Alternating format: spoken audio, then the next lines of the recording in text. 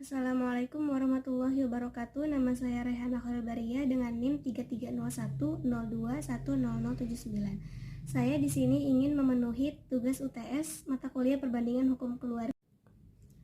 Saya ingin menjelaskan 3 negara. Pertama dari negara Mesir. Sejarah Mesir. Nama resmi di negara Mesir adalah Republik Arab Mesir dan konstitusi menetapkan tanggal 11 September 1971. Mesir terletak di pantai timur benua Afrika, berbatasan dengan Mediterania di utara, Sudan di selatan, dan Libya di barat. Luas wilayahnya kurang lebih 997.739 km persegi. Jumlah penduduk adalah 54.609.000 pada tahun 1990. Sekitar 90% populasinya adalah Muslim atau Sunni. Kelompok etnis terpenting yang ada adalah Mesir, Baduli, Nubia, ibu kota Kairo, dan bahasa resminya adalah bahasa Arab. Islam masuk ke daerah Mesir pada masa Khalifah Umar bin Khattab. Selanjutnya yang pemerintahnya berturut-turut adalah dinasti Umayyah dan Abbasiyah pada tahun 935 sampai 969. Fatimiyah pada tahun 909 sampai 1171. Ayyubiyah pada tahun 1174 sampai 1250. Yang ditandai dengan terjadinya perang salib serta dinasti Mamluk pada tahun 1250 sampai 1571. Kemudian menjadi bagian dari kekuasaan Kerajaan Utsmani. Adapun penerapan hukum keluarga di Mesir dan di Indonesia, yaitu hukum keluarga yang disebutkan dalam pembahasan adalah hukum keluarga yang berlaku di Mesir, yaitu hukum yang diharapkan oleh profesi hukum untuk diterapkan dan dirujuk oleh pengadilan ketika pengadilan menyelesaikan perselisihan yang berkaitan dengan keluarga. Kodifikasi sebagian dan seluruh hukum keluarga yang berlaku bagi masyarakat Mesir merupakan pengembangan dari hukum keluarga Islam tradisional. Di antara pasal-pasal yang akan dibahas ialah masalah batas umur kawin, pencatatan perkawinan, perceraian, poligami, dan masalah perkawinan dan masalah warisan. Hukum keluarga di Indonesia dengan berlakunya UU nomor 1 tahun 1974 tentang perkawinan dan Undang-Undang nomor 7 tahun 1989 tentang peradilan agama. Umat Islam Indonesia memiliki peraturan perundang-undangan yang tepat untuk mengatur urusan keluarga, perkawinan, perceraian, dan warisan. Sementara sebagian ulama tradisional Indonesia masih ada yang belum sepenuhnya memahami dan menyetujui berbagai aturan dalam kitab undang-undang tersebut karena dianggap tidak selamanya sesuai dengan apa yang termuat dalam kitab-kitab. Sebagian ulama lain bangga dengan lahirnya kedua undang-undang karena dianggap sebagai kemajuan besar dalam perkembangan pemikiran hukum Islam di Indonesia. Apalagi disepakatinya hasil kompilasi hukum Islam oleh para ulama Indonesia tahun 1988 yang kemudian diikuti oleh instruksi Presiden nomor 1 tahun 1991 untuk menyebarluaskan isi kompilasi hukum Islam tersebut. Maka hal itu telah menandai lembaran baru dalam perkembangan pemikiran hukum Islam di Indonesia, khususnya dalam bidang hukum keluarga. Untuk dapat memahami hasil pemikiran hukum Islam dalam bidang hukum keluarga di Indonesia, masalah batas umur nikah di dalam Undang-Undang nomor 1 tahun 1974 tentang perkawinan dijelaskan dalam pasal 7 ayat 1 menyatakan bahwa perkawinan hanya diizinkan jika pihak pria sudah mencapai umur 19 tahun dan pihak wanita sudah mencapai umur 16 tahun. Batas umur perkawinan tersebut jika dibandingkan dengan batas umur perkawinan di Mesir tidak terlalu berbeda. Bahkan umur laki-laki agak tinggi di Mesir. Batas umur laki-laki untuk melangsungkan perkawinan adalah 18 tahun dan wanita 16 tahun. Namun di Mesir, meskipun perkawinan yang dilakukan belum mencapai batas umur yang ditentukan, tetap sah tetapi tidak boleh didaftarkan. Masalah pencatatan perkawinan, pasal 2 ayat 2 dalam Undang-Undang nomor 1 tahun 1974 tentang perkawinan menyatakan bahwa tiap-tiap perkawinan dicatat menurut peraturan perundang-undangan yang berlaku. Meskipun ulama Indonesia umumnya setuju dengan ayat ini dan tidak ada reaksi terbuka. Tetapi karena persyaratan pencatatan ini tidak disebut dalam kitab-kitab fikih, maka dalam pelaksanaannya masyarakat Islam Indonesia masih mendua. Misalnya, masih ada orang yang mempertanyakan apakah perkawinan yang tidak dicatat itu dari segi agama tidak sah. Oleh karena itu, soal kewajiban pencatatan perkawinan ini dapat dipikirkan untuk menjadi tambahan rukun nikah dalam kitab fikih baru nanti. Demikian pula penetapan pencatatan perkawinan di Mesir dengan terbitnya Ordonansi tahun 1921 tentang dokumen yang bersifat resmi yang dibuat oleh petugas yang berwenang. Masalah perceraian, pasal 39 ayat 1 Undang-Undang Nomor 1 Tahun 1974 tentang perkawinan menyatakan bahwa perceraian hanya dapat dilakukan di depan sidang pengadilan setelah pengadilan yang bersangkutan berusaha dan tidak berhasil mendamaikan kedua belah pihak. Aturan ini berbeda dengan kitab fikih yang umumnya menyatakan bahwa talak dapat terjadi dengan pernyataan sepihak dari pihak suami, baik secara lisan maupun tertulis. Tujuan pasal ini adalah untuk mempersulit dan mengurangi terjadinya perceraian. Di Indonesia, keharusan mengucapkan talak di depan sidang pengadilan, maka praktis konsep talak 3 dijatuhkan sekaligus tidak ada dan tidak berlaku lagi. Demikian juga di Mesir, pengucapan talak 3 hanya jatuh 1 talak. Masalah poligami pasal 3 ayat 1 dalam Undang-Undang Perkawinan Nomor 1 Tahun 1974 menyatakan bahwa pada asasnya dalam suatu perkawinan dengan seorang pria hanya boleh mempunyai seorang istri. Juga seorang wanita hanya boleh mempunyai 1 orang suami. Pengadilan dapat memberikan izin kepada seorang suami untuk beristri lebih dari 1 orang apabila dikehendaki oleh pihak-pihak yang bersangkutan. Kemudian dalam peraturan pemerintah nomor 9 tahun 1975 pasal 40 dinyatakan bahwa apabila seorang suami bermaksud untuk beristri lebih dari seorang, maka wajib mengajukan permohonan secara tertulis kepada pengadilan berdasarkan peraturan pemerintah nomor 10 tahun 1983, maka poligami itu praktis dilarang di Mesir dengan Undang-Undang 1979. Pasal 6 dinyatakan bahwa pencatatan nikah wajib memberitahu istrinya terlebih dahulu tentang pernikahan suaminya. Apabila tidak setuju, maka dianggap doror. Apabila ada wanita lain yang mendampingi suaminya, dengan undang-undang ini seorang istri bisa meminta cerai jika terjadi doror. Masalah warisan khususnya mengenai wasiat, wajibah terhadap cucu yatim pasal 185 kompilasi hukum Islam menyatakan bahwa ahli waris yang meninggal terlebih dahulu daripada si pewaris, maka kedudukannya dapat digantikan oleh anaknya. Pasal ini sesuai dengan ijtihad para ulama di Mesir melalui hukum waris tahun 1946 menyatakan bahwa seorang anak yang lebih dahulu meninggal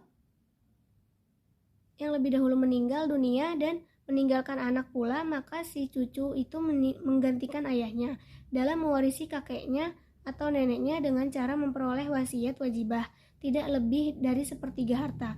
Dalam kitab-kitab fikih klasik tentu saja ketentuan demikian itu tidak ada, karena warisan pada dasarnya hanya untuk ahli waris yang masih hidup. Langkah Mesir itu dipandang lebih mendekati keadilan, dan aturan wasiat wajibah ini berlaku bagi semua cucu, baik cucu dari anak laki-laki maupun cucu dari anak perempuan. Berikutnya adalah dari negara Tunisia. Reformasi hukum keluarga Islam Republik Tunisia dan perkembangannya Tunisia dengan ibu kotanya bernama Tunis termasuk negara yang paling kecil dibandingkan dengan negara-negara yang berada di wilayah Afrika Utara seperti Maroko dan Aljazair. Negara ini berbatasan dengan Algeria di sebelah barat, dengan Mediterania dan Libya merupakan batas utara dan timur. Agama Islam menjadi agama yang mayoritas dianut oleh masyarakat. Disebutkan hampir 97% beragama Islam dari jumlah penduduk 7.424.000 jiwa, yang kemudian menurut konstitusi Tunisia Islam menjadi agama resmi negara dan bahasa Arab menjadi bahasa nasional negara. Selanjutnya Untuk melihat perbandingan substansi hukum keluarga antara Tunisia dan Indonesia dapat dilihat dari beberapa pasal dalam undang-undang perkawinan, seperti diantaranya yang pertama, batas minimal kawin. Peraturan perundang-undangan di Indonesia telah menetapkan bahwa batas minimal usia menikah baik laki-laki maupun perempuan adalah 19 tahun. Aturan ini termuat dalam Undang-Undang Nomor 16 Tahun 2019 yang merupakan aturan revisi dari pasal 7 Undang-Undang Perkawinan Nomor 1 Tahun 1974 yang sebelumnya menetapkan usia minimal laki-laki 19 tahun dan perempuan 16 tahun. Ketetapan ini berbeda dengan batas minimal menikah di Tunisia yang cenderung lebih tinggi daripada Indonesia, bahwa untuk dapat menikah seseorang harus berusia minimal 20 tahun baik laki-laki maupun perempuan. Aturan ini pun juga telah mengalami upaya revisi di mana Tunisia pertama kali menetapkan batas minimal 15 tahun bagi perempuan dan 18 tahun bagi pria untuk dapat melangsungkan pernikahan. Yang kedua, poligami. Ketentuan undang-undang di Indonesia melalui pasal 3 ayat 2 Undang-Undang Perkawinan Nomor 1 Tahun 1974 menyatakan secara jelas bahwa pengadilan dapat memberikan izin kepada seorang suami untuk beristri lebih dari seorang apabila dikehendaki oleh pihak-pihak yang bersangkutan. Aturan ini kemudian diperkuat oleh pasal 56 ayat 1 Kompilasi Hukum Islam yang menyatakan bahwa seorang suami yang hendak beristri lebih dari satu harus mendapatkan izin dari pengadilan agama. Meski poligami diperbolehkan, namun harus tetap memenuhi syarat-syarat yang ditentukan. Misalnya, suami wajib mengajukan permohonan ke pengadilan agama. Izin akan didapatkan jika sang istri tidak dapat menjalankan kewajibannya, cacat badan atau terdapat penyakit yang tidak dapat disembuhkan, dan atau istri tidak dapat melahirkan. Syarat yang lainnya disebutkan dalam kompilasi hukum Islam, diantaranya boleh poligami maksimal hanya dengan 4 istri. Harus mempunyai sikap adil terhadap para istrinya. Suami harus mendapat persetujuan dari istri dan dapat menjamin keperluan hidup istri dan anak dan harus mendapat izin dari pengadilan agama. Aturan poligami yang ditetapkan itu merupakan salah satu bentuk reformasi hukum keluarga Islam di Indonesia. Jika melihat jauh ke belakang, historisitas perkembangan hukum di Indonesia telah mencatat bahwa sebelum adanya Undang-Undang Perkawinan dan kompilasi hukum Islam sebagai rujukan hakim dalam menentukan sebuah putusan perkara, setiap perkara yang terjadi di masyarakat diputuskan dengan menggunakan rujukan kitab fikih atau hukum Islam. Selanjutnya, dari negara Malaysia, pelaksanaan hukum keluarga di Malaysia. Jika berbicara mengenai penerapan hukum keluarga Muslim, Malaysia adalah negara mayoritas Muslim di Asia Tenggara, memang yang paling dinamis dalam meninjau berbagai ketentuan hukum keluarga Muslim mereka. Berbeda dengan Malaysia yang telah menetapkan Islam sebagai agama resmi negara, Indonesia meskipun mayoritas Muslim yang berkisar lebih dari 85%, pembahasan rancangan hukum perkawinan atau keluarga Muslim selalu menjadi isu yang sangat hangat. Hal ini berkaitan dengan penetapan dasar negara Pancasila yang berarti mengakomodir semua agama. Di Malaysia, pemberlakuan hukum Islam dibagi dalam 3 periode.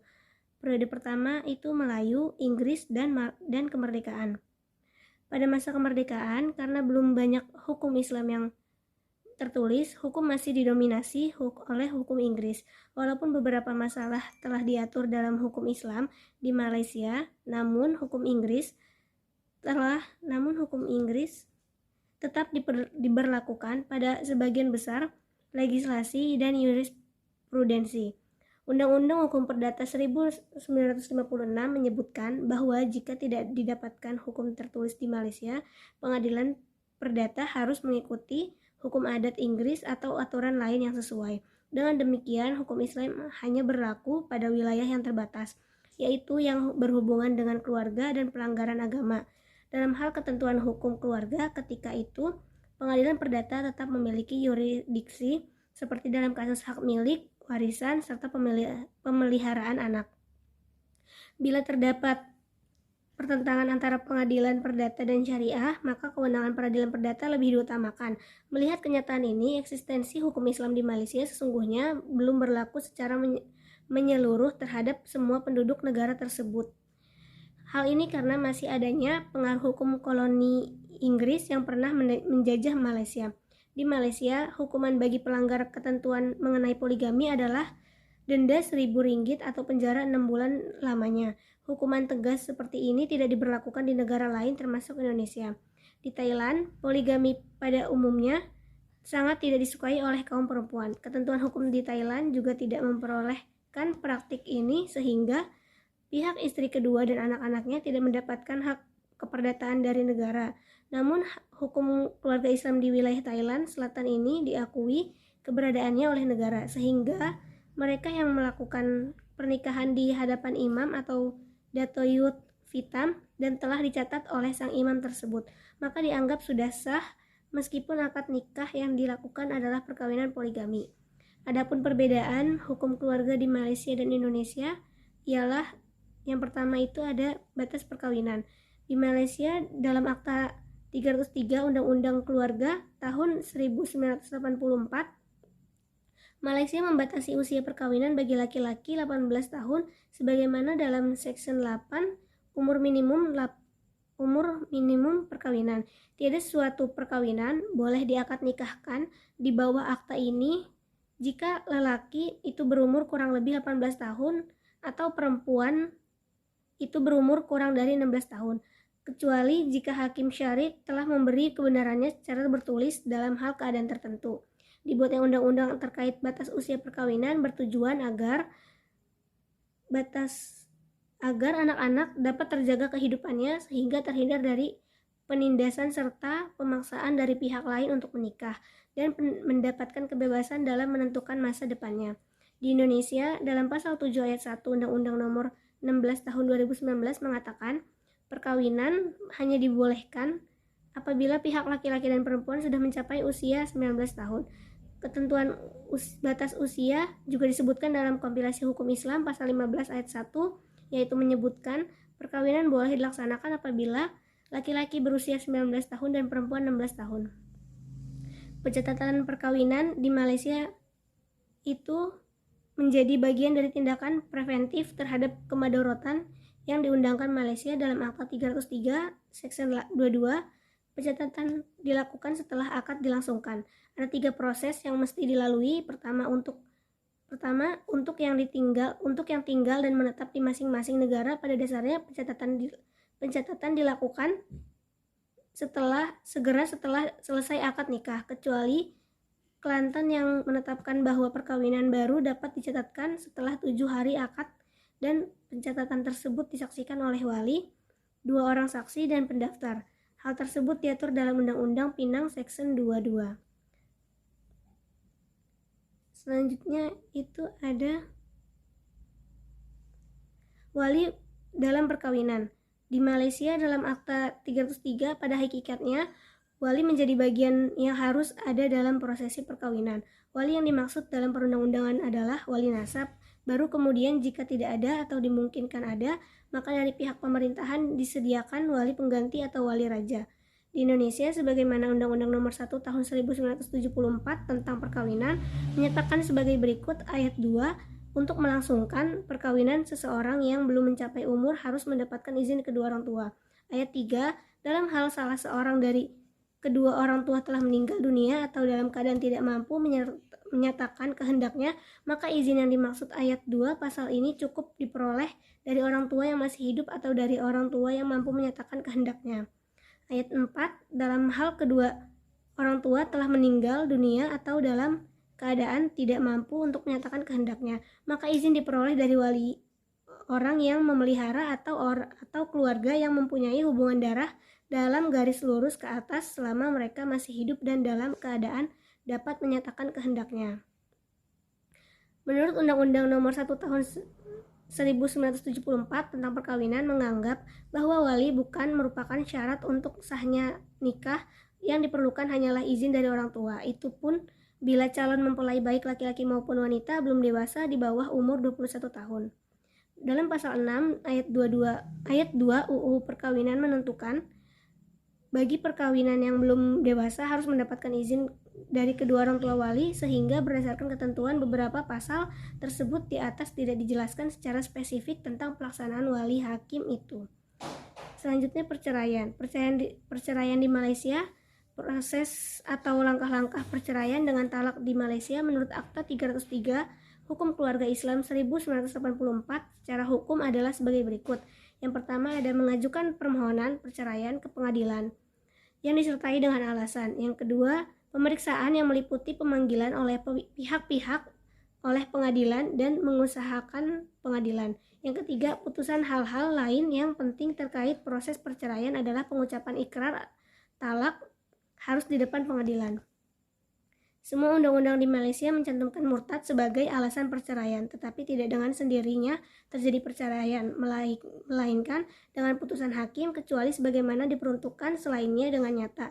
Tiada apa-apa jual dalam akta ini memperbolehkan mahkamah membuat sesuatu perintah perceraian atau perintah mengenai perceraian atau membenarkan seorang suami melafazkan talak kecuali jika perkawinan itu telah didaftarkan atau disifatkan sebagai didaftarkan di bawah akta ini. Yang kedua, jika perkawinan itu telah dilangsungkan mengikut hukum syara.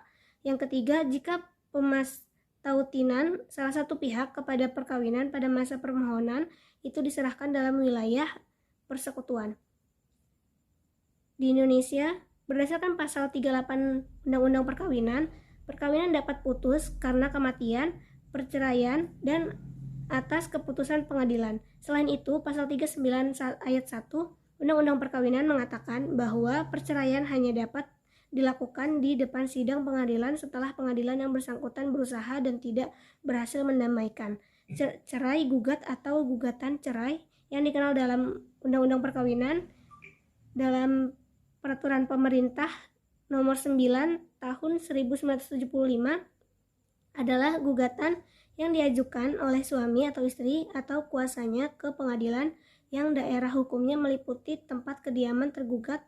Pasal 40 Undang-Undang Pasal 20 ayat 1 Peraturan Pemerintah Nomor 9 Tahun 1975. Selanjutnya ada poligami. Poligami di Malaysia diperbolehkan berdasarkan hukum syariah, namun ada prosedur tertentu yang harus diikuti. Berikut ini poin-poin yang penting perlu diingat ialah seorang pria harus mendapatkan izin dari pengadilan syariah sebelum menikahi istri kedua, ketiga, atau keempat. Pihak laki-laki harus memberikan alasan yang sah ingin melakukan perkawinan poligami. Laki-laki juga harus memberikan dukungan keuangan untuk semua istri dan anak-anaknya. Istri pertama harus diberitahu dan diberi kesempatan untuk menolak lamaran perkawinan. Jika istri pertama keberatan, maka pengadilan akan mempertimbangkan keberatannya sebelum memutuskan apakah akan memberikan izin perkawinan poligami. Di Indonesia, dalam Undang-Undang Nomor Tahun 1974 dan Peraturan Pemerintah Nomor 9 Tahun 1975 menggunakan istilah poligami yang sudah populer dalam masyarakat. Menurut Undang-Undang Perkawinan ini adalah perkawinan yang bersifat monogami. Namun demikian, beristri lebih dari satu orang dapat dibenarkan asalkan tidak bertentangan dengan hukum agama yang dianutnya. Beristri lebih dari satu orang dapat dibenarkan asalkan dipenuhi beberapa syarat, beberapa alasan, dan syarat tertentu yang telah ditetapkan oleh undang-undang. Perkawinan lebih dari satu orang dapat dilaksanakan oleh undang-undang dan dapat dilaksanakan apabila ada izin dari satu orang dan juga ada izin dari pengadilan agama terlebih dahulu. Poligami diperbolehkan di Indonesia, namun ada syarat tertentu yang harus dipenuhi. Sekian penjelasan dari saya, kurang lebihnya mohon maaf. Wassalamualaikum warahmatullahi wabarakatuh.